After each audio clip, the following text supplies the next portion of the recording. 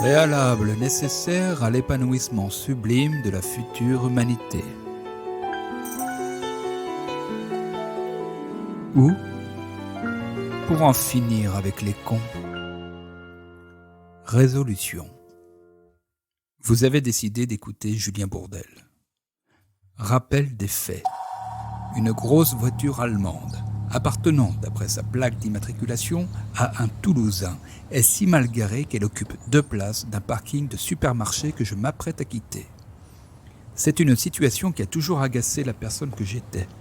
Mais pour une fois, j'ai devant moi un auteur de ce genre d'incivilité puisque l'homme est revenu chercher quelques papiers dans sa voiture. Sachant que certains jugeraient sans mal que cet homme est plus costaud que moi. Et que surtout, je ne suis pas, ce jour-là, en très grande forme. Je suis, disons, fatigué. Fatigué par cette cohabitation permanente avec un ego tourmenté par la déchéance annoncée d'une humanité aveuglée par son inconscient méprisé et qui n'avait donc finalement jamais eu, jusqu'alors, confiance en elle, qui n'avait jamais encore veillé à nourrir l'estime d'elle-même. Nous étions à l'époque, je le précise notamment pour les auditeurs de cette seconde moitié du XXIe siècle, en 2020, et qui s'est donc donné comme mission, cet ego, sinon de la sauver, au moins de la guider, cette humanité, sur le seul chemin salutaire qui vaille et dont une étape déterminante consiste à réaliser que penser que les gens sont cons n'est qu'une croyance. À moins que, plus prosaïquement, cette fatigue ne soit que la conséquence d'un excès de gourmandise pour avoir demandé à 2 reprises la veille au soir à Tata Vivi de me resservir son délicieux couscous, mais ce pourquoi mon estomac tient à me rappeler qu'il n'avait pas donné son consentement. Bref, je suis fatigué. Je n'ai pas l'énergie que j'aimerais pour ce genre de situation. Sachant cela, que vais-je faire ? Je pourrais partir. Mais je sais que si je me débine, je vais me reprocher 2 choses. D'abord, de ne pas lui avoir dit ce que je pensais, et ensuite de ne pas finalement savoir si c'est un con ou pas. Ce qui n'est pas possible. Quand je pense croiser un con, je ne rate pas l'occasion de m'assurer que je me trompe. Il s'éloigne, alors je sors. S'il vous plaît ? S'il vous plaît ? Oui, là, c'est moi. Oui, c'est moi qui vous appelle. Excusez-moi, je voulais juste vous poser une question. Je me suis toujours demandé pourquoi des gens se garaient comme vous faites, sur 2 places, comme ça. Pourquoi vous êtes-vous garé ainsi ? Je sais, c'est pour ne pas recevoir de coups de portière. Ah oui, d'accord. Ah oui, c'est le problème avec ces voitures, peut-être. Si un jour vous ne voulez plus devoir vous garer sur 2 places, il vous faudra sans doute une voiture un peu moins belle. Je sais. Bonne journée. Bonne journée. Et il repart à pied vers le supermarché. Fin de l'histoire. Il n'a même pas bougé sa voiture ? Ah bah c'est bien la peine. Bah oui, mais pardon, c'est surtout que je ne vois toujours pas l'intérêt de prendre le risque de se faire agresser pour ça, quoi. J'aimerais, chers auditeurs, vous interroger un par un pour savoir ce que vous pensez de ce dénouement. En ce 20 janvier 2021, on pourrait presque encore le faire. Mais déjà maintenant, en mars 2022, vu votre nombre, c'est nettement plus difficile, alors imaginez aujourd'hui. Bon. Bah je peux te dire, moi, c'est évident que c'était pour pas recevoir des coups de portière. Mais je lui aurais foutu un pain dans la gueule, moi je peux te dire qu'il l'aurait bougé, sa bagnole. Chacun pense ce qu'il veut, on l'a déjà dit. Et chacun fait ce qu'il peut.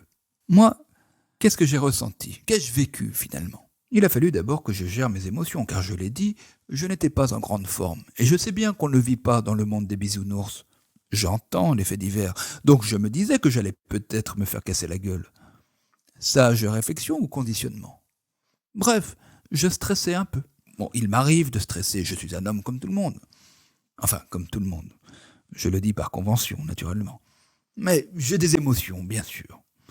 Grâce à ma pratique, j'ai appris non pas à les dominer, mais à les accueillir. J'ai donc géré mes émotions, puis suis sorti interpeller l'homme en veillant à avoir le moins de préjugés possible. D'où ma question, pourquoi vous êtes-vous garé ainsi ? Une fois qu'il m'a répondu, j'ai continué à ne pas le juger, ce qui m'a permis de poursuivre l'échange sans animosité, ni dans mes mots, ni dans ma voix, ni dans mon regard. Et je me suis donc autorisé à lui dire, de manière respectueuse il me semble, ce que je pensais. Je ne me suis pas nié. Et même, alors que ce n'était pas mon objectif, j'ai eu le sentiment de me faire respecter. Enfin ça, peut-être qu'il n'en pensait pas moins, hein. Peut-être qu'il s'est dit, mais il se prend pour qui ce connard à venir me faire la morale ? C'est tout à fait possible, d'autant plus qu'il ignorait complètement à qui il parlait. En attendant, je vous promets qu'il est resté courtois. Puis mon propos n'est pas de vous dire de penser et de faire comme moi, simplement de vous amener, si vous le voulez, à observer ce que vous font vivre à vous vos croyances.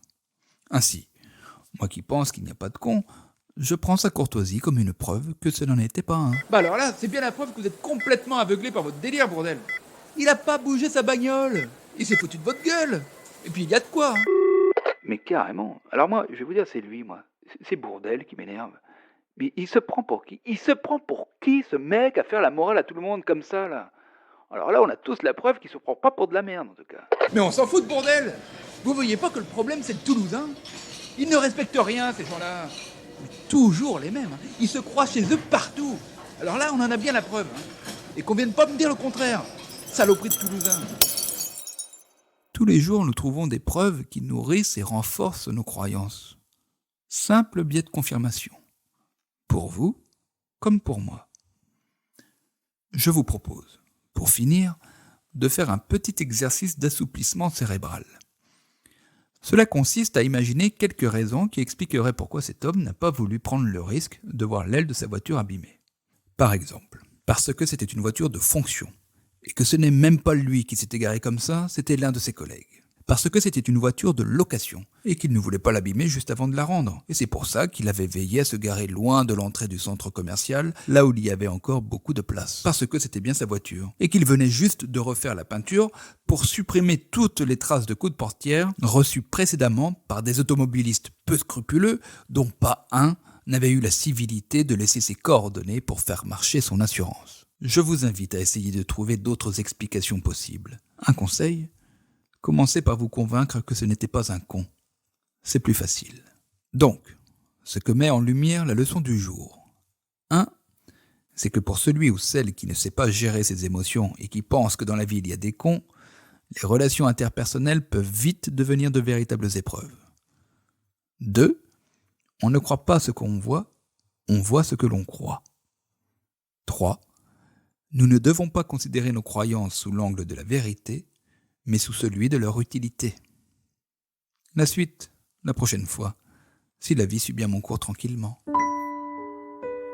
Vous avez écouté Préalable nécessaire à l'épanouissement sublime de la future humanité ou pour en finir avec les cons. Un podcast produit par Foxy Story. Réalisation, production et direction artistique François Audouin. Musique originale Olive Olivier. Texte et interprétation Julien Bourdelle.